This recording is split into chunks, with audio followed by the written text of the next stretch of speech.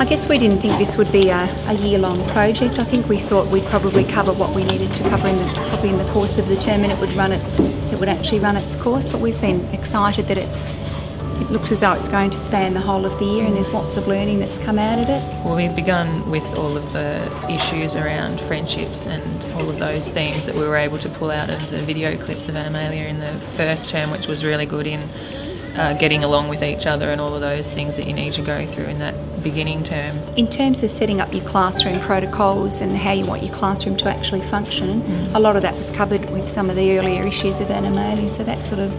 And it was good to be able to give them that visual representation of it and make that analogy between the characters and themselves. And then we moved on to the writing aspect of it, where it has spanned probably between the Ultranet tasks and our writing activities, that spanned the 2 terms now.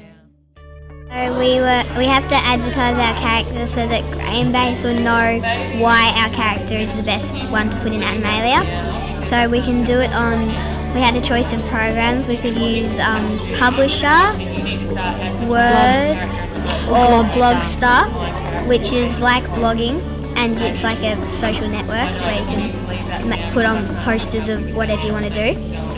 And you have to write a persuasive piece on why yours is the best to go on Animalia.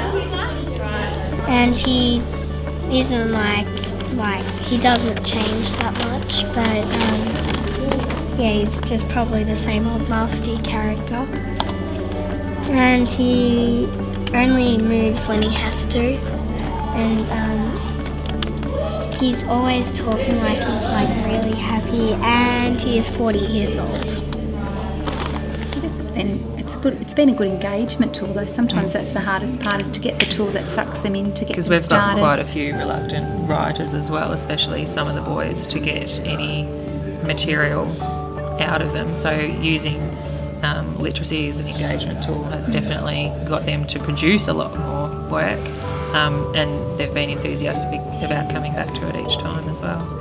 Well, it started early in the year, and I think it started by introducing the children to some of the books that Graham Base had actually written.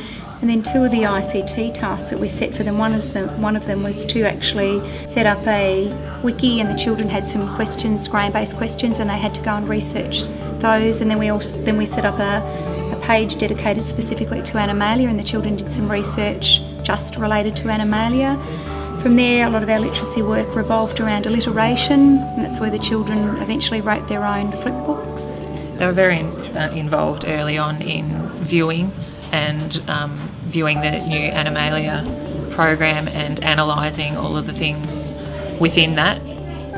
We didn't totally define it and set it, and we're not going to change it. You know, we had scaffolding in place, but the kids often took us somewhere we hadn't necessarily planned on going, and they were so enthused with it that it would seem silly to drag them back in a direction that they were already going off in the other one. I guess they handled the Ultranet better though than we thought they would actually, because it was a learning journey for us. We'd never been on the Ultranet before, so we just sort of thought if we can get a bit under our belts, but the children have surpassed us 10 times over. I think that's driven where we've gone. In the early phases of the planning of the Animalia characters, we had quite a few students who were very uncomfortable with the artistic element of creating their characters. Some of you will be really good at the artistic side of it.